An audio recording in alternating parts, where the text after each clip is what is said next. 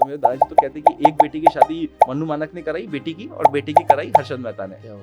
आज भी हमारे घर पे ना कभी आप आओगे तो मैं आपको दिखाऊंगा, वरना इन सब के लिए मैं एक वीडियो बना के आपको भेजूंगा। एक पोथी भर के शेयर आज भी पड़े हुए हैं, इतने बड़े शेयर्स, मतलब पूरा लिस्ट की लिस्ट पड़ी हुई है जो आज भी पड़े हैं, जिनकी वैल्यू 0 हो गई है। और उस डील में मुझे 40 लाख का नुकसान हुआ।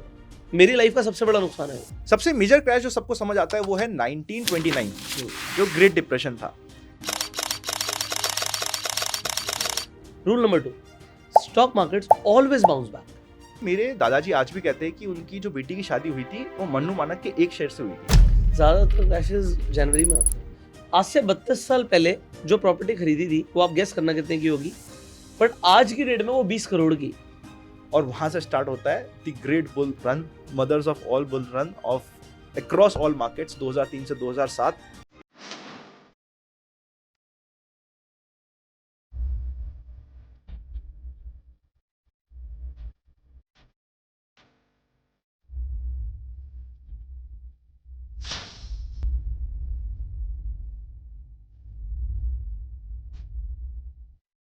सो hello everyone, welcome back to your channel. Well, आज हम बात करने वाले हैं स्टॉक मार्केट के क्रैशेस के बारे में।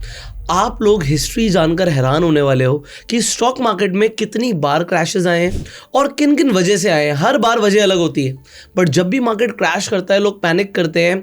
उस पैनिक लाइक सिचुएशन को क्रिएट कैसे किया गया, वो हुई क्यों, उसके पीछे रीजंस क्या थे, तो वो रीजंस हम आइडेंटिफाई करने वाले हैं with one and only mister Anand Lada. आप सब आनंद जी को जानते हैं, एंड आज हम डीप डाइव करने वाले हैं, क्रैशेस की बात करने वाले हैं और ऐसी काफ़ी सारी स्टोरीज जो आपने कभी सुनी नहीं होगी। सो अनसुनी कहानियाँ ऑफ स्टॉक मार्केट। इंटरेस्टिंग। सो मुझे मेरी मेन कहानी जो थी ना वो पता चलती है दादाजी के थ्रू। आज भी हमारे घर पे ना कभी आप आओगे तो मैं आपको दिखाऊंगा, वरना इन सब के लिए मैं एक वीडियो बना के आपको भेजूंगा। एक पोथी भर के शेयर आज भी पड़े हुए हैं, इतने बड़े शेयर्स, मतलब पूरा लिस्ट की लिस्ट पड़ी हुई है जो आज भी पड़े हैं, जिनकी वैल्यू 0 हो गई है। तो होता ही है कि जब तेजी का मार्केट होता है ना, उसमें सबके साथ ऐसा होता ही था। आजकल तो खैर मार्केट काफी डेवलप्ड हो गया, ऐसा कुछ नहीं हो रहा है, बट पहले होता ही था। तो हम लोग क्रैशेस की बात करते हैं और ये पोथी भर के शेयर क्यों पड़े हैं आज मेरे पास। कंक्लूजन में हम यहाँ तक आएंगे कि ये क्या था ऐसा कि कहाँ हम फंस गए थे या कहाँ गलतियां भी हुई थी। क्योंकि ये कहना गलत होगा कि दादाजी से गलती नहीं हुई या पापा जी से गलती नहीं हुई, उनसे भी कुछ ना कुछ गलती हुई थी, जिसकी वजह से कुछ ना कुछ लॉसेस होते जा रहे थे। सबसे मेजर क्रैश जो सबको समझ आता है वो है 1929 जो ग्रेट डिप्रेशन था। लगता है कि 1929 की स्टार्टिंग 1929 में हो गई थी, वो स्टार्टिंग हुई थी 1920 में। हम लोग कई बार नहीं सोचते कि यार सरकार के पास तो पैसे बनाने की मशीन है, मशीन है तो छापते जाओ, हम गरीबी क्यों है, सब अमीर होने चाहिए। ये एग्जैक्ट थॉट था 1920 की सरकार का। मतलब पैसे छापो, सबको मिलने चाहिए पैसे, जितना पैसा छाप सको छापो, अपनी इकोनॉमी को बढ़ाओ। और कैसे बड़ी इकोनॉमी? Answer is yes. अभी जो हम समझते हैं ना स्टॉक मार्केट के एक साल में स्टॉक कितना हो सकता है, कितना गुना हो सकता है, आइडिया दे। मतलब क्या क्या अच्छा मानेगा तू? 10 गुना हो गया तो बहुत ही बढ़िया। 30 गुना हो रहा था वहां पे। मतलब स्टॉक प्राइसेस ऐसे पंप अप हो रहे थे क्योंकि लोगों के पास पैसा था, उन्होंने लगा रहा था। नया नया उन्होंने देखा यार स्टॉक मार्केट में भी पैसा बन रहा है। ये यूएस मार्केट्स की बात कर रहा हूँ। तो वो लोग पैसा लगाते जा रहे थे, स्टॉक्स पंप हो रहे थे, रैंडमली कोई भी नाम आता था और चल जाता था, और 30 गुना पैसा दे रहा था 6 महीने एक साल में। So people were minting money. हुआ ये कि जब ये बहुत ज्यादा इकोनॉमी में पैसा आ गया तो वहां पे इन्फ्लेशन बहुत बढ़ गया। इन्फ्लेशन बढ़ गया तो सरकार ने उसको कंट्रोल करने के लिए कहा कि यार चल मैं इंटरेस्ट रेट के साथ कुछ छेड़खान करता हूँ। इंटरेस्ट रेट के साथ छेड़खान करी, वहां तो फिर भी ठीक था। जब ये थोड़ा सा इन्फ्लेशन की सिचुएशन आ रही थी, लोगों को लगा कि यार ये डर हो रहा है, प्रेसिडेंट को लगा कि ये सिचुएशन आउट ऑफ कंट्रोल जा रही है। उसका सॉल्यूशन क्या था? वही जो उन्होंने 1920 में सोचा था, और पैसा छापो। तो पैसा छापते गए, इतना पैसा इकोनॉमी में आ गया, इन्फ्लेशन ऐसा रूफ टच कर गया कि ग्रेट डिप्रेशन स्टार्ट हो गया। वो ग्रेट डिप्रेशन इसलिए कहते हैं 1929 से 1955 तक प्राइसेस ही नहीं आए वापस से। कंपनियां उड़ गई, 600 से ऊपर बैंकें खत्म। सोचो, मतलब आज हम सोचते हैं कि एक हमारे साथ अभी एक येस बैंक का केस हुआ था जहां पे येस बैंक डिपॉजिटर को वापस से पैसा नहीं दे पाया था, क्योंकि अगर 100 रुपये मेरे पास डिपॉजिट है तो 90 में वापस से इशू कर रहा हूँ, 10 मेरे पास पड़े हैं। उस समय की भी बैंकें ये करती थी, बिकॉज वहां पे इतना सिचुएशन एक्सट्रीम हो गई थी कि लोगों ने बैंकों से पैसा निकालना स्टार्ट कर देगा। बैंकों से निकालो पैसा। अब बैंकों के पास पैसा था ही नहीं, और बैंकों ने, मजे की बात ये थी कि उन्होंने भी स्टॉक मार्केट में पैसा लगा दिया। अब स्टॉक मार्केट अगर 100 रुपये का 10 रुपये हो गया, मेरी बैंक का भी पैसा स्टॉक मार्केट में लगा हुआ है, तो बैंक लॉस में, बैंक दे नहीं सकती वापस। तो 600 से ऊपर बैंक के गायब। तो ऐसा टर्मोइल हो गया था। आप सोचो, हमारा सिर्फ डिपॉजिट देना येस बैंक में बंद हुआ था, जिसमें लोग डर गए थे, वहां पे तो बंद ही हो गई, बैंक उड़ गई है। तो ये था द ग्रेट डिप्रेशन, जिसका सबसे मेन कारण था इकोनॉमी में पैसे को ज़्यादा सर्कुलेट करना। बेसिकली इन्फ्लेशन, जब महंगाई बढ़ती है उसका एक कारण ये भी होता है कि गवर्नमेंट पंप अप कर रही है मनी को। जब गवर्नमेंट स्टिमुलस देती है या लोगों के हाथ में पैसे ज़्यादा आ जाते हैं, तो आप मान के चलिए आप ब्रेड लेने जा रहे हो, अब वो ब्रेड 10 रुपये की है, बट अगर 10 लोगों के हाथ में 10-10 रुपये और आ जाएंगे तो उसकी ब्रेड तो एक ही है, मान लो एक पैकेट है, तो कोई कहेगा जी मैं 12 रुपये दूंगा, कोई कहेगा मैं 15 रुपये दूंगा, कोई कहेगा मैं 20 रुपये दूंगा। तो लोग अगर ज़्यादा पैसे देने के लिए रेडी हो जाएंगे तो क्या होगा, वो ब्रेड का दाम अपने आप बढ़ जाएगा। कल से आपको 10 रुपये में ब्रेड नहीं मिलेगी, आपको 20 रुपये से ही शुरू होगी। सो ये हमारी हिस्ट्री में कई बार हुआ है। तो जब हम बात करते हैं अफ्रीकन कंट्रीज़ में, स्पेसिफिकली जिम्बाब्वे में हुआ था, राइट? अभी भी चल रहा है, जिम्बाब्वे की सिचुएशन आज भी खराब है। और यूजुअली इन्फ्लेशन के लिए सरकार क्या है, सीधा इंटरेस्ट रेट कट करती है कि भाई इंटरेस्ट रेट कट होगी तो पैसा स्टॉक मार्केट में आएगा, स्टॉक मार्केट स्टेबलाइज होगा। उस समय की सरकार ने भी ये सोचा, बट उसका रिवर्स हो गया।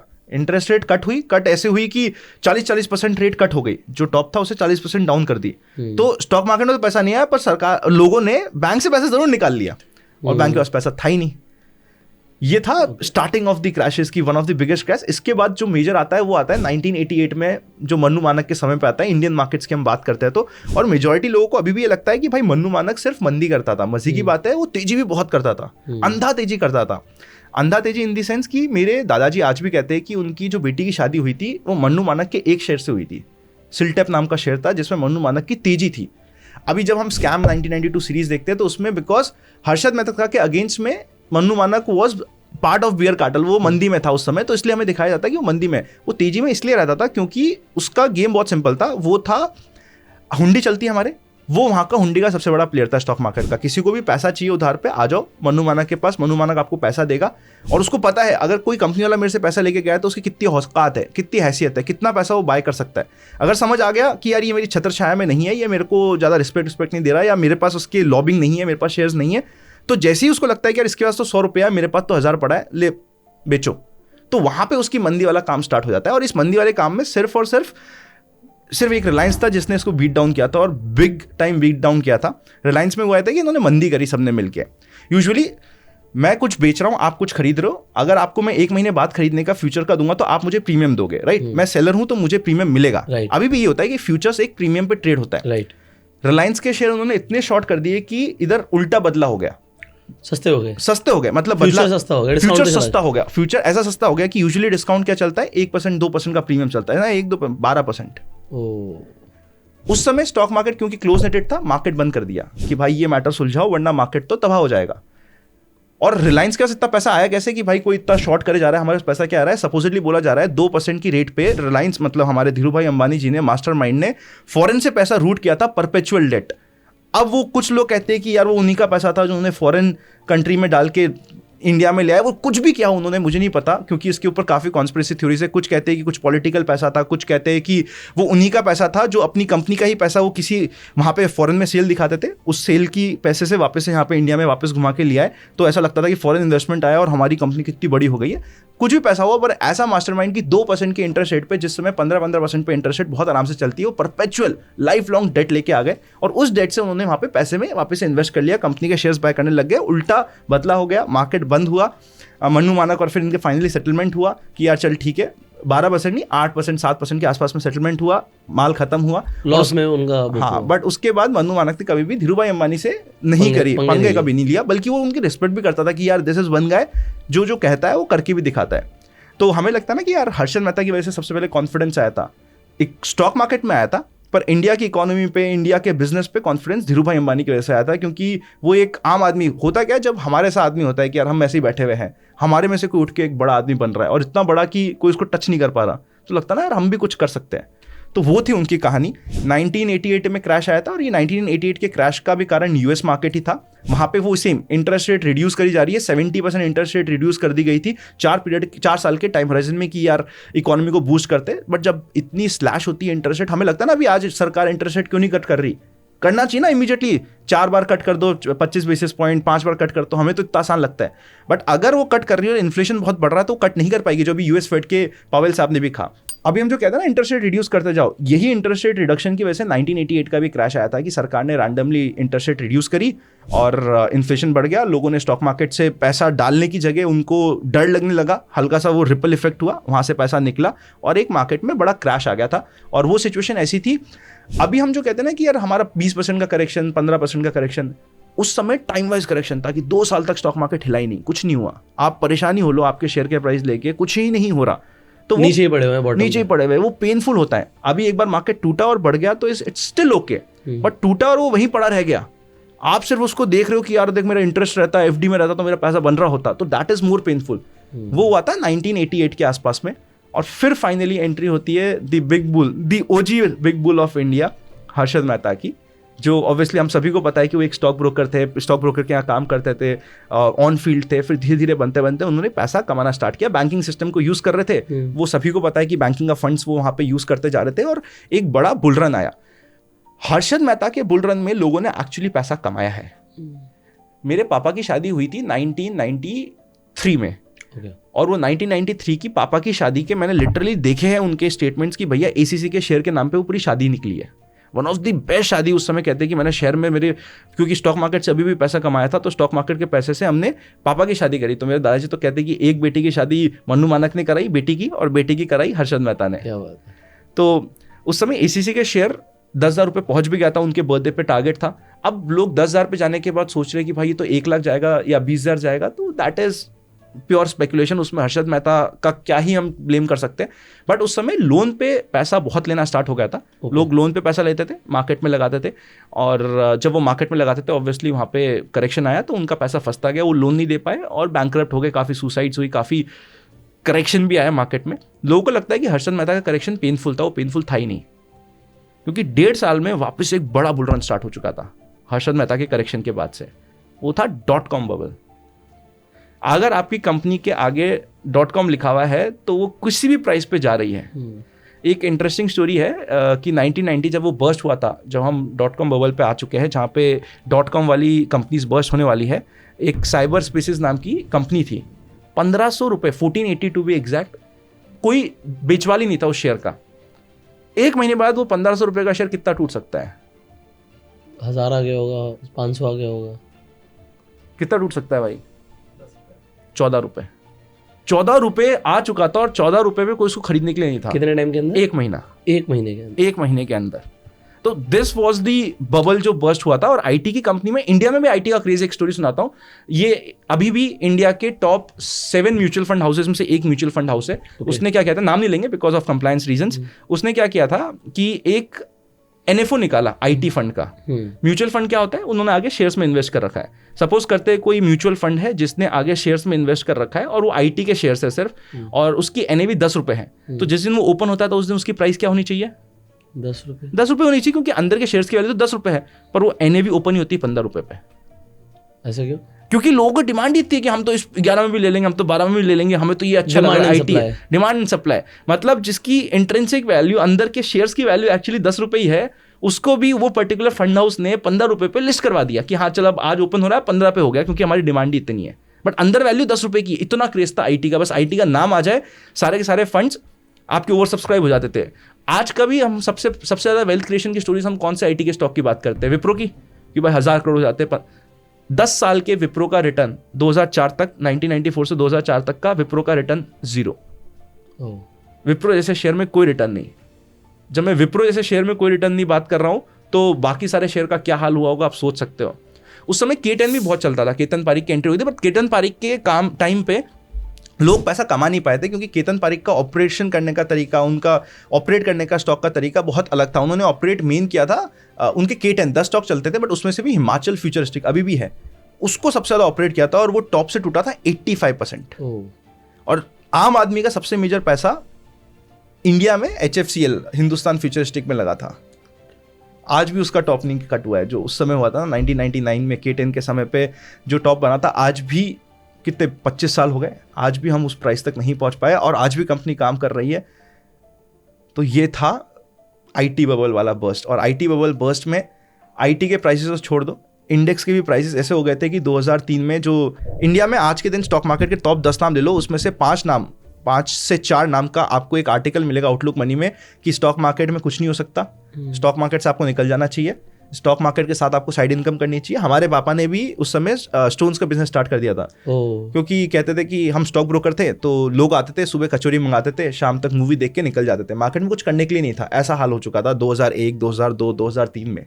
और एकदम बुरे आ चुकी थी। और आज के दिन हम जिनको सबसे बड़े बुल्स मानते हैं ऑफ स्टॉक मार्केट, उन सबका ये आउटलुक मनी में पब्लिश्ड आर्टिकल है। और उसका उस आर्टिकल का आई थिंक ओपनिंग ऐसी थी, मतलब जो मेन जो बुक थी उसकी ओपनिंग ये था कि the end of stock market. और वहाँ से स्टार्ट होता है the great bull run, mothers of all bull run of across all markets 2003 से 2007। और 2003 से 2007 वो समय था जिस समय बाबा विजय केडिया सर, आज के जो हम बात करते हैं रामदेव अग्रवाल सर, ये सारे वहाँ पे मेन हीरो बन के निकल गए थे क्योंकि इन्होंने स्टॉक 100 गुना करे थे। उस समय वन साइडेड तेजी थी, बट उस तेजी में 3-4 मेन 25% के डिप्स भी आए थे बीच में। बट उस समय की जो तेजी थी वैसी तेजी अभी तक हमने नहीं देखी है। इस बार की तेजी को हम कंपेयर कर रहे हैं कि क्या वो सेम टाइप की तेजी है, बट अभी तक हम उस टाइप की तेजी के 40-50% तक ही पहुंचे हैं। And that was the best time of Indian stock market. 2000 से लेके 2010 के बीच में इमर्जिंग इकोनॉमीज ने सबसे अच्छा परफॉर्म किया था। 2011 के बाद यूएस वाले मार्केट्स ने ज़्यादा परफॉर्म किया है अगले डेकेड में। 2011 से 2020 में US markets has outperformed world market by a huge margin. Even Indian market से बेटर यूएस ने परफॉर्म किया है। राइट। .com बबल में बाय द वे सबसे ज़्यादा पंप अप हुआ था नास्डैक। ये मैं बताना भूल गया कि 100 रुपये का 800 हो गया, 800% बढ़ा था नास्डैक कुछ 1.5-2 साल में। और फिर 800% से 78-79% डाउन आया था नास्डैक में सारी आईटी कंपनीज ही है ना, टॉप 100 कंपनीज हैं यूएस की जो आईटी की बेस्ट कंपनीज आपको वहाँ पे नास्डैक में मिल जाएगी। राइट। और फिर आता है हमारे पास सब प्राइम क्राइसिस जो बिल्कुल नया है, 2008 का क्राइसिस है। और सब प्राइम क्राइसिस की स्टोरी वहाँ से स्टार्ट होती है कि लोगों ने डेट पे डेट लिया। सब प्राइम क्राइसिस को एक्सप्लेन करें? हाँ बिल्कुल। तो सब प्राइम क्राइसिस में क्या हुआ था? सपोज सब प्राइम का मतलब क्या होता है? सबसे पहले तो ये समझना पड़ेगा, एक ऐसा डेट जो हमने इशू किया है किसी को जिसकी हैसियत नहीं थी उस डेट को लेने के लिए, पर हमने उसको वो डेट इशू करने के लिए इंटरेस्ट रेट हाई चार्ज कर दिया। ये सब प्राइम डेट है, खराब डेट है। तो उस समय खराब डेट कितना इशू हो गया था? $600 बिलियन के आसपास तक का वो डेट इशू करे जा रहे थे। जो हमारा 100, 200, 250 बिलियन होता सब कह रहे कि डेट इशू करो। और डेट इशू क्यों कर रहे थे? क्योंकि बैकिंग थी प्रॉपर्टी की। भाई किसी को प्रॉपर्टी लेने, प्रॉपर्टी के प्राइसेस वर ऑन बूम। 2008 में क्या हो रहा था, 2007, 6, 8 में, कि यूएस में प्रॉपर्टी के प्राइसेस बहुत बढ़ रहे थे। क्योंकि बढ़ रहे थे तो लोग क्या कहते थे कि यार मेरे को डेट चाहिए, मेरे को प्रॉपर्टी लेने के लिए डेट चाहिए। कहा ठीक है आप ले लो, आपको 15% चार्ज करेंगे। वो कहते हैं हाँ करो, फॉर एग्जाम्पल 15% चार्ज करेंगे, करो। क्योंकि प्रॉपर्टी बैकिंग में तो बैंक को भी लग रहा है कि यार प्रॉपर्टी तो है ही अपने बस, उसका वो मॉर्गेज पे करते जा रहा है। पर इवेंचुअली बैंक को भी डर लग रहा है तो बैंक ने भी उसको आगे फाइनेंस कर दी कि भाई एसपीवीज होती है, स्पेशल पर्पस व्हीकल, उनको एक बंडल बना के दे दिया। उन्होंने उसकी सिक्योरिटीज़ निकाल के आगे और डेट बांट दी, आगे और सिक्योरिटीज़ बांट दी। इस तरीके से चेन चल रही थी। और ये चेन ब्रेक तब होती है जब जो 100 रुपये की लोन था, जो 100 रुपये की या 150 रुपये की प्रॉपर्टी के अगेंस्ट में था, जो 150 रुपये की प्रॉपर्टी के प्राइस रह गए 70 रुपये, क्योंकि वो प्राइस इन्फ्लेट करे जा रहे थे। और सब प्राइम लोन को इशू करने के लिए बैंकर भी किसी भी भाव पे कुछ भी दे रहे थे कि चल तेरी थोड़ी प्रॉपर्टी खराब है, चल ले जा तू, मैं कुछ अलग एडजस्टमेंट मार देता हूँ। एडजस्टमेंट चल रहे थे। लोग जो फाइलिंग बनी थी, बाद में पता चला था कि जो डॉक्यूमेंट्स केवाईसी वगैरह थी उसमें भी बहुत लूपहोल्स थे। तो ऐसा करते करते जैसे ही प्रॉपर्टी के प्राइस टूटे, जिसने लोन लिया था उसने कहा जय श्री राम, आप ले लो भैया प्रॉपर्टी आपकी हुई, लोन को मैं तो दे नहीं सकता, मैं तो वैसे ही बैंकरप्ट हूँ, लोन मैं दूंगा नहीं। और बैंक कह रही भैया मैं करूँ क्या, मेरा तो लोन है 100 रुपये का, प्रॉपर्टी 50 रुपये की, मैं फंस गया। और वहाँ से ये बबल बर्स्ट होता है और लेमन ब्रदर्स क्राइसिस होता है सबसे पहले, क्योंकि वो सबसे पहले एक ऐसे लोग थे जो बर्स्ट आउट हुए थे। और that was the main fall. और मज़े की बात यह है कि इंडिया में भी उस समय सत्यम का कांड हुआ था। कि उस सत्यम की स्टोरी आपको बात पता है? बताओ ना। हाँ बताओ लोगों को, कोई बात नहीं, सत्यम कंप्यूटर्स के बारे में पता होगा लोगों को। मजे की बात ये है कि बेसिकली उन्होंने रियल एस्टेट में इन्वेस्टमेंट करना शुरू कर दिया था, वो वाला ही सेम सिनेरियो है, बट आप बता सकते हो लोगों को। Same. More surprising point is कि जब भी कुछ ऐसा कांड होता है, आई डोंट नो व्हाई, ऐसी डेट पे होता है जहाँ पे सिक्योरिटी, लोगों का ध्यान कम होता है। फॉर एग्जाम्पल हर्षद मेहता की डेथ कब हुई? 31 दिसंबर। सब पार्टी कर रहे थे, आधा प्रशासन था नहीं, आधा पुलिस वाले थे नहीं। और 31 दिसंबर को सपोजिटली कहा जाता है कि यार उनकी डेथ हो गई सेल में, और सेल से हॉस्पिटल जाने तक वो पहुंच ही नहीं पाए। कॉन्स्पिरेसी थ्योरीज है कि भाई क्यों नहीं पहुंच पाए, क्या हुआ, सब अलग बात है। अब ये सत्यम वाला एक्चुअल एक्सपोज कब हुआ? वैसे तो जैन में हुआ था, बट इसकी स्टार्टिंग कब हुई थी? दिसंबर में। ज़्यादातर क्रैशेस जनवरी में आते हैं। जनवरी में आते हैं सारे, लीप ईयर में और जनवरी में। I don't know why. चलो 1992 ये वाला निकल गया ना 2024। हाँ नहीं, बट वो सेकंड में आता है। ये भी बड़ी इंटरेस्टिंग है कि 2028 सपोजिटली, काफी लोग कह रहे हैं कि 2028 में वो एग्जैक्ट टाइम हो रहा है जहाँ पे ऐसा कुछ हो सकता है। बट ठीक है, अभी भी मार्केट में काफी जर्क्स चल रहे हैं, काफी ऊपर नीचे चल रहा है। जिस समय हम ये वीडियो रिकॉर्ड कर रहे हैं उस समय भी। तो 2008 का क्राइसिस आता है। 2008 के क्राइसिस के बाद एक स्टोरी जो आज के लिए रेलेवेंट है वो समझाता हूँ कि 2008 के क्राइसिस के बाद या किसी भी पुराने अभी तक के पुराने किसी भी क्राइसिस के बाद क्या हुआ था, सबसे पहले इंडेक्स परफॉर्म करता है, फिर स्मॉल कैप परफॉर्म करता है, फिर मिड कैप परफॉर्म करता है, फिर एसएमईज परफॉर्म करते हैं। जैसे 2008 से 2010 तक इंडेक्स तो बढ़ गया था पर स्मॉल कैप नहीं बढ़ा था। 2020 का जब क्रैश आया था, 2020 के क्रैश में निफ्टी तो 7,500 से 12,500 आ गया था, but small cap mid cap बढ़े ही नहीं। यूजुअली माना जाता है कि बढ़ने में लार्ज कैप पहले आते हैं, स्मॉल कैप मिड कैप बाद में आते हैं, और टूटते समय स्मॉल कैप मिड कैप पहले टूटते, लार्ज कैप बाद में टूटते। ये नॉर्मल कंसेंसस है। 2020 का क्रैश सबको पता है कि यार दुनिया खत्म होने वाली थी तो क्रैश आ गया। तो उसके बाद भी ये हुआ था कि 12,500 तक निफ्टी आ गया था, but small cap mid cap चला ही नहीं थे। और स्मॉल कैप मिड कैप की एक्चुअल रैली 2021 से स्टार्ट हुई थी। दुनिया खत्म होने वाली वो न्यूज चैनल्स वाली बात कर रहे हो आप? हाँ नहीं आप बता सकते हो लोगों को इसके ऊपर। यार उस समय हुआ ये था कि पैनिक सिचुएशन होती है कि मेरे को लग रहा है कि यार मैं बचूंगा नहीं बचूंगा, अब मेरे को लग रहा है कि मैं नहीं बचूंगा तो देश नहीं बचेगा, देश नहीं बचेगा तो इकोनॉमी नहीं बचेगी, इकोनॉमी में कोई सर्टनिटी नहीं है। जब भी कोई एक ऐसी न्यूज़ मार्केट के सामने आ जाए जो उसको नहीं पता, जैसे अभी फेड की न्यूज़ है, मार्केट को पता है, तो मार्केट इवेंचुअली इसको डाइजेस्ट कर लेगा। इसकी वजह से कोई बड़ा क्रैश नहीं हो रहा है, मेजॉरिटी सिचुएशन, कोई एक्सेप्शन हो जाए अलग बात है। बट एक ऐसी न्यूज़ आ गई जो पता ही नहीं था कि ऐसा कुछ पेंडेमिक आ जाएगा और पूरा देश बंद हो जाएगा, तो वहाँ पे ऐसा लगता है कि सब कुछ खत्म हो जाएगा। बट हिस्टोरिकली देखा गया, जैसे इंडिया पाकिस्तान की कभी वॉर हुई थी, तो उस वॉर में जैसे ही इंडिया ने पहला बॉम्ब पाकिस्तान पे डाला, वो मार्केट का बॉटम था। फिर सिचुएशंस उसके बाद बनी थी खराब।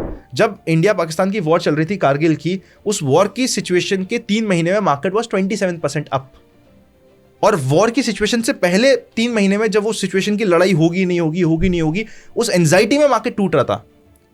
इन दी सेम वे कोविड में क्या हुआ, कोविड में मार्केट ऑलरेडी टूट गया था। One of the fastest fall था 11 दिन में, 1929 से भी फास्टर था ये फॉल, क्योंकि सबके पास पैसा था, लोग इन्वेस्ट कर रहे थे, डिजिटलाइजेशन हो चुका था। जब ये फॉल हो रहा था, ये फास्टेस्ट फॉल था। पर जैसे ही लॉकडाउन डिसाइड हुआ कि पूरा देश बंद, वो मार्केट का बॉटम बन गया। 23-24 मार्च को मार्केट का बॉटम बन गया कि भाई देश बंद हो गया, वर्स्ट केस सिनेरियो आ गया। वहां पे सब लोग सेल कर रहे थे और वहां से मार्केट का बॉटम बन के मार्केट चलना स्टार्ट हो गया। सो मार्केट जब वर्स्ट केस सिनेरियो सामने आ जाता है और मार्केट को पता चल जाता है कि यार ये हो गया है, मार्केट ने उसको डाइजेस्ट कर लिया। जब तक पता है कि यार पता नहीं कि क्या है, ट्रम्प आएगा नहीं, कौन आएगा, इंटरेस्ट रेट कम होगी या नहीं होगी, जब तक ये कंफ्यूजन चल रहा है तब तक मार्केट कंफ्यूजन में। जैसे फॉर एग्जांपल अभी बजट है, बजट इस बार कई लोग एक्सपेक्ट कर रहे हैं कि भाई टैक्सेशन पे मार पड़ सकती है। तो अगर ऐसा कुछ होना है और एक्चुअली हो भी जाता है, सपोज करते हैं टैक्सेशन पे हम लोगों के लिए कुछ खराब हो जाता है इस बजट में, तो उस बजट से पहले मार्केट टूट चुका होगा। और बजट पे अगर एक्चुअली वो टैक्सेशन पे हमें कुछ मार पड़ती है, वो बजट का मार्केट का बॉटम बनाने की सिचुएशन हो जाएगी। सो ये जैसे एक एग्जाम्पल है जो मैं देने की कोशिश कर रहा हूँ, कोई एडवाइस नहीं, कोई टिप नहीं है। बट जब हम केस स्टडीज डिस्कस कर रहे हैं तो हम ये बताने की कोशिश कर रहे हैं कि वर्स्ट केस न्यूज़ पे मार्केट का बॉटम बनता है, फिर मार्केट वहाँ से चलता है। अब इस बार का इसका रेलेवेंस ये है कि हम लोग ये एक्सपेक्ट करते हैं कि सबसे पहले स्मॉल कैप मिड कैप टूटेगा, फिर लार्ज कैप टूटेगा। इस बार थोड़ा रिवर्स हो रहा है for the very first time in history of Indian stock market. अभी क्या चल रहा है, लार्ज कैप तो टूट चुका है, निफ्टी डाउन है, small cap mid cap down ही नहीं है। अब लोग निफ्टी को देख के स्मॉल कैप मिड कैप में टॉप अप मार रहे हैं कि भाई स्मॉल कैप मार्केट टूट गया, मार्केट टॉप से 10% डाउन है, मैं कर देता हूँ टॉप अप। और टॉप अप कहाँ हो रहा है, जहाँ पे सबसे अच्छे रिटर्न्स आए। सबसे अच्छे रिटर्न्स कहाँ है, स्मॉल कैप मिड कैप में, डिफेंस में, और सेक्टर्स की मैं बात नहीं करता। रियलिटी फॉर एग्जांपल पिछले 1 महीने में 30% बढ़ा है, तो हम वहीं पे टॉप अप मार रहे हैं। बट मजे की बात है कि आप स्मॉल कैप मिड कैप में टॉप अप तो मार रहे हो, पर वो टूटे है ही नहीं। इस बार ऐसा लग रहा है कि first round of selling large caps में आ रही है। अगर इस मार्केट का बॉटम जब बन रहा होगा ना, जिस समय मार्केट ये कंप्लीट कंफ्यूजन का जो समय चल रहा है, जो खत्म कर रहा होगा, I feel this time market might do something else ये होगा कि हो सकता है कि लार्ज कैप्स का पहले बॉटम बन जाए, स्मॉल कैप मिड कैप का बाद में बने, और जब लार्ज कैप्स रेंज बाउंड भी हो जाएंगे उस समय actual small cap mid cap शायद करेक्शन दिखा दे। क्योंकि small cap mid cap overvalued तो है, पिछले 3 साल में 30% के ऊपर के सीजीआर रिटर्न्स है। क्या ये अगले 3 साल में आएंगे? आई वुड से मेरी मैथ्स की प्रोबेबिलिटी कहती है कि नहीं। अगर नहीं आएंगे तो ऑब्वियसली उससे कहीं ना कहीं जाके अंडर परफॉर्म करना पड़ेगा, कुछ ना कुछ सिचुएशन लानी पड़ेगी। तो वो सिचुएशन अभी तक शायद स्टार्ट भी नहीं हुई है। सो ये एक इस बार लग रहा है डिफरेंट हो सकता है। सो मेरा एक पर्सनल ओपिनियन है, क्रैशेस हम सब जानते हैं कि स्टॉक मार्केट में आते हैं एंड दे आर इनएविटेबल। तो मार्केट क्रैश करेगी। सो मैंने ना 2 रूल्स पढ़े थे when I started to invest in stock market. Point number 1, जो रूल नंबर 1 है कि stock markets always crashes, always. किसी ना किसी बहाने से, हर बार बहाना अलग होगा, रीजन अलग होगा, बट क्रैश हमेशा आएगा। तो क्रैश का मेरे में डेफिनेशन क्या है, कम से कम 25% से ऊपर टूट जाए। तो अगर अपने टॉप से 25% से ऊपर टूट जाती है तो इट्स अ क्रैश। उससे छोटे जो होते हैं वो आप करेक्शंस बोल सकते हो। सो स्टॉक मार्केट हमेशा क्रैश करती है। Rule number 2, stock markets always bounce back. But इसके अंदर ना जो अभी हमने समझा कि हमने ग्रेट डिप्रेशन से बात करी। ग्रेट डिप्रेशन ग्रेट क्यों है? क्योंकि 30 साल तक कुछ हुआ ही नहीं। सो 30 साल में आप में से हो सकता है कई सारे लोग सीधा सीनियर सिटीजन ही बन जाओ, मतलब आप कहोगे यार मार्केट मार्केट मार्केट, और मार्केट ने कुछ किया ही नहीं, तो वो सिनेरियोज आ सकते हैं, इसमें कोई डाउट नहीं है। हो सकता है अगर 2-3 साल भी मार्केट परफॉर्म ना करे ना, तो लोग स्टॉक मार्केट का नाम लेना ही छोड़ दें। ऑलरेडी अगर लास्ट मंथ का डेटा ये कह रहा है कि अगर 100 SIP आई है तो 90 बंद हुई है, तो मतलब लोगों ने SIP करना बंद कर दिया। अभी क्या, अभी भी मार्केट ने ऐसा कुछ नहीं किया कि लोगों को बिल्कुल ही बर्बाद कर दिया, क्योंकि रिटर्न्स पहले ही इतने तगड़े दे चुके हैं। अब मुझे ना एक चीज़ और लगती है, चाहे आप कोई भी मार्केट की बात करो, मैं चाइना की मार्केट की बात करता हूँ, मैं जापान की मार्केट की बात करता हूँ, कि बहुत लॉन्ग पीरियड तक उन्होंने कुछ रिटर्न्स नहीं दिए, बट फिर एकदम से भागते हैं बाद में। अगर जो लोग SIPs कर रहे हैं, मतलब नो मैटर, आप अगर एक लमसम इन्वेस्टमेंट की बात करोगे वो एक अलग है कि आपने टॉप पर ही खरीदी थी, आपने निफ्टी को 26,000 पे खरीद लिया तो एक अलग बात है। कई सारे लोग होंगे जो 16, 17, 18,000 के भाव से भी अपने SIPs कर रहे हैं, सो वो सब प्रॉफिट पे बैठे हैं। अच्छा, एक चीज़ क्या है कि अगर सब प्रॉफिट पे बैठे हैं तो जब तक मार्केट डराएगी नहीं, FIS डराएंगे नहीं, तो कोई अपना माल क्यों बेचेगा? जब कोई माल बेचेगा ही नहीं, सेलर ही नहीं होंगे, तो फिर बायर खरीदेगा क्या? किसी भी भाव पे खरीदता रहेगा। तो मार्केट्स में ऐसी सिचुएशन क्रिएट भी करी जाती है कि लोग अपना माल फोड़ दें, बेच दें, निकल जाए, तो आपको डराया जाएगा। अब यहां पर एक लास्ट पॉइंट क्या है, एक अंकल से मैं बात कर रहा था, उन्होंने एक प्रॉपर्टी खरीदी थी आज से 32 साल पहले।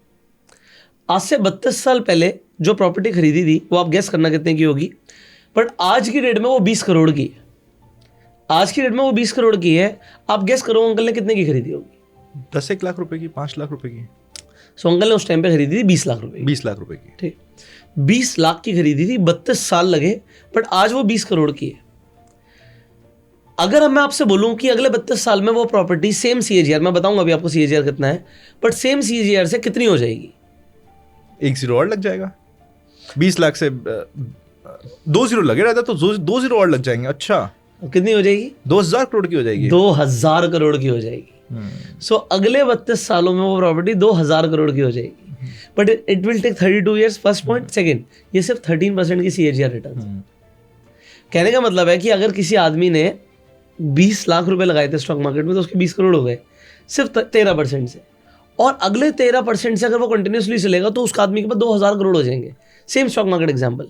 सो कोई अगर चीज़, आज अगर निफ्टी की बात करूं, अगर मैं सिंपल यही CAGR लेता हूँ 12-13% का, तो निफ्टी लगभग इस भाव से 80,000 रुपए की होगी सिर्फ 10 सालों में।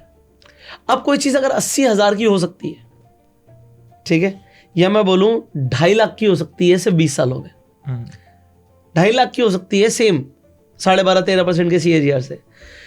सो इस चीज़ पे मैं ये टेंशन लूँ कि आज 25,000 से 22,000 आ गई, 22,000 से 21,000 आ गई, या 20,000 आ गई, अगर मैं ये टेंशन लूंगा तो मैं कभी 80,000 का भाव देख ही नहीं पाऊंगा।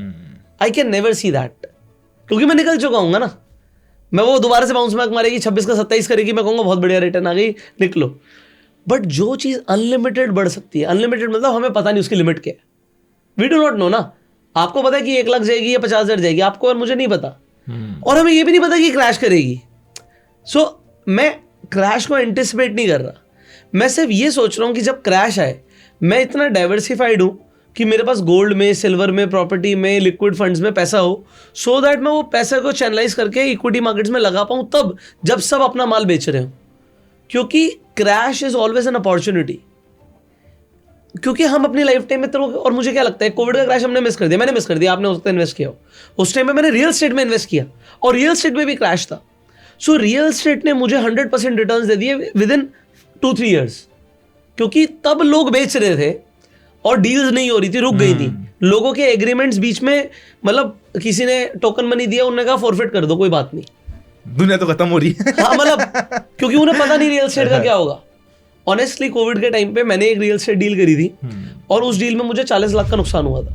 मेरी लाइफ का सबसे बड़ा नुकसान है वो, और मुझे लगता है वो बेवकूफ़ी थी, बट ऑल दो उस पैसे को रोक के मैंने दोबारा से रियल एस्टेट में इन्वेस्ट किया and I recovered much more. But वो एक तरीके का एक टाइम पे लॉस बुक हुआ, क्योंकि लॉस हुआ। सो लॉस होते हैं क्योंकि लोग एंटिसिपेट करते हैं कि क्रैशेस को, कि क्रैश होगा और हाय हम तबाह हो जाएंगे। बट आप ये नहीं सोचते हैं कि अगर उन डिप्स पे आपकी बाइंग हो गई, हो सकता है मार्केट 10 साल के लिए ना चले, मुझे भी तो नहीं पता ना, कि हो सकता है मार्केट से परफॉर्म नहीं किया, बट जब करेगी तब आप और मैं, नेक्स्ट विजय केडिया सर, राकेश झुनझुनवाला या फिर राधाकिशन दमानी, ये कैसे बनेंगे? हम नहीं बन पाएंगे, हम कभी नहीं बन पाएंगे अगर हम डर के निकल गए तो। सो आप इन्वेस्ट उतना करो जितना आपको लगता है ये लॉन्ग टर्म के लिए है, मैं अपने फ्यूचर के लिए कर रहा हूँ और इसे देखूंगा नहीं। जैसे आप रियल एस्टेट में करते हो, आप जब रियल एस्टेट में इन्वेस्ट करते हो, आप रोज जाके ना ब्रोकर से दाम नहीं पूछते कि भाई पर स्क्वायर यार्ड का क्या भाव हो गया, पर स्क्वायर फीट का क्या भाव हो गया, ऊपर हो गया नीचे हो गया क्या फर्क पड़ता, अब तो ले लिया ना। अब जब बेचना होगा कभी तब सोचेंगे, तब पूछेंगे जाके। मेरे को याद आ गया इसके लिए ना, मैंने कोविड के समय एक डायलॉग मेरे यूट्यूब चैनल पे सबसे पहले डाला था, वो इंस्टा पे फिर ऑलमोस्ट हर कोई यूज़ करने लग गया था और इवन मीडियाज में भी यूज़ हो गया था सेम डायलॉग। वो डायलॉग ये था कि भाई आदमी हो या निफ्टी, एंड में जाना ऊपर ही है, पर ये इंश्योर कर लेना कि निफ्टी ऊपर जाए उससे पहले आप कहीं ऊपर उसकी वॉलेटिलिटी में ना चले जाओ। सही बात। आप भी वैसे ही कुछ कह रहे हो कि भाई अपने डाइवर्सिफिकेशन कर लो कि भाई जब मार्केट बाई चांस टूटे तो आप पोर्टफोलियो आपका बचा रहे, आप मार्केट में बचे रहो। देखो क्योंकि टिकना तो पड़ेगा पिच पर लगाने के लिए। जैसे मैंने जो भी पोर्टफोलियोज बनाए मेजरली स्टॉक मार्केट्स में, क्योंकि मेरा रियल एस्टेट में मेजर इन्वेस्टमेंट्स है, वो सारे पोर्टफोलियोज हमने ऑलमोस्ट अप्रैल के आसपास शुरू करे, जैन से शुरू करे और कुछ मतलब मेजर पैसा जो भी हमने डाला, नहीं दिस ईयर, अच्छा 2024 2024 में हमने अप्रैल से मेजर इन्वेस्टमेंट शुरू करा। हमारे रूल्स हैं, रूल बेस्ड इन्वेस्टिंग करते हैं, अपना दिमाग नहीं लगाते। एक बार रूल डिसाइड करने में दिमाग लगा लिया, अब बार बार दिमाग नहीं लगाना। ये जो डिप आया इसमें मेरा पोर्टफोलियो बिल्कुल भी डाउन नहीं है, ऑल्दो हमने थोड़ा सा 25,000 के आसपास प्रॉफिट बुकिंग करी थी एज पर रूल्स, जो हमारे रूल्स हैं वहाँ पे प्रॉफिट बुकिंग कर ली, but portfolio is not down. Reason, मेरा रूल कहता है, मतलब जो हमने बना रखा है कि हमें एक सेवरल कंडीशन के ऊपर इक्विटी से पैसा मूव करके डेट में लगाना है, वो हमने मूव कर दिया। और इक्विटीज में इन्वेस्टेड भी रहना है विद द रूल्स और कॉन्टिन्यूसली इन्वेस्टमेंट्स करनी है। बट मेरे पोर्टफोलियो में गोल्ड भी है, सिल्वर भी है, डेट इंस्ट्रूमेंट्स भी हैं और इक्विटी भी है। सो जब मार्केट मूव करेंगी तो I may be less invested in equities, तो कोई मेरे से ज़्यादा रिटर्न बना सकता है, बट जब मार्केट गिरेंगी तो मैं गवाऊंगा कम। तो ये मेरा रूल है, मैं नहीं कहता मेरे रूल को कोई फॉलो करे, बट मैं डाइवर्सिफाइड हूं। बट जब मार्केट टूटेगी तो मेरा रूल ये भी कहता है कि डेट से पैसा निकाल के मार्केट में लगाना है। जब डेट खत्म हो जाएगा तो गोल्ड और सिल्वर से पैसा, पहले सिल्वर से और देन लास्ट में गोल्ड से पैसा निकाल के लगाना इक्विटी मार्केट में, क्योंकि जो इक्विटी मार्केट रिटर्न दे सकता है वो ना गोल्ड दे सकता, ना सिल्वर दे सकता, ना रियल एस्टेट दे सकता। Being a real estate investor मैं मुंह पे बोल सकता हूँ, स्टॉक मार्केट के रिटर्न्स को कोई बीट नहीं कर सकता, कोई बीट ही नहीं कर सकता। अमेजिंग, आई थिंक ये तो बेस्ट कंक्लूजन हो गया ऑफ दिस कंप्लीट डिस्कशन। सो मतलब अगले 20-30 साल में अपन अमीर बनेंगे, अपन स्टॉक मार्केट से बहुत पैसे बनाएंगे। मार्केट तो बनाने वाला है, आप बनाने बनाओगे वो आप डिसाइड कर लो। मुझे नहीं पता कि अगले 5 साल में 10 साल में क्या होने वाला है, मुझे नहीं पता, आई डोंट नो, मैं एस्ट्रोलॉजर नहीं हूँ। बट मेरा साइंस ये कहता है, मेरा मैथमेटिक्स ये कहता है कि अगर पॉपुलेशन बढ़ेगी, लोगों की डिमांड बढ़ेगी, कंजम्पशन बढ़ेगी, तो कंपनीज अपना माल बेचेंगी और बिना प्रॉफिट के कोई माल बेचता नहीं है। कंपनीज प्रॉफिट बनाएंगी तो कंपनीज के शेयर्स बढ़ेंगे और फ्यूचर में अगर ये सब कुछ कंटिन्यू चलता रहा तो अपन पैसा बनाएंगे, सीधी बात। So that's the end of the story. Thank you so very much for watching and I hope आपको क्रैशेस क्यों हुए क्लियर हुआ। एंड एंड में एक बस मेरा अपना मानना है, बाकी आपका क्या मानना है आप कमेंट में बताइए कि क्रैशेस अपॉर्चुनिटी है या नहीं है। येस और नो आप कमेंट में बता सकते हैं। मुझे लगता है अपॉर्चुनिटी है और अपने लाइफ में हम या 2 या 3 ही क्रैश देख पाएंगे। सो उन 2 एक तो देख लिया तो 2 या 3 क्रैश बड़े देख पाएंगे। तो अगर उन क्रैशेस में अपन कुछ पैसे लगा पाए तो ज़रूर लगाना चाहिए। बट मार्केट के जो स्टार्टिंग रूल है, जब मैंने इन्वेस्टमेंट करना शुरू किया, मुझे पता है, आपको भी पता होना चाहिए कि मार्केट्स हमेशा क्रैश करती हैं, ये कोई नई चीज़ नहीं है। और दूसरी चीज़, मार्केट हमेशा बाउंस बैक करती है। तो अगर आप डरोगे तो आप निकल जाओगे और कोई चाहता है कि आप निकल जाओ। So thank you so very much and आप सब्सक्राइब कर सकते हैं। आनंद के चैनल का लिंक आपको डिस्क्रिप्शन में मिल जाएगा। बहुत अच्छा कंटेंट बनाते हैं स्टॉक मार्केट पे। Do follow, subscribe and share. So share this video also. See you in the next video. Till the time, you go self made and Jai Hind.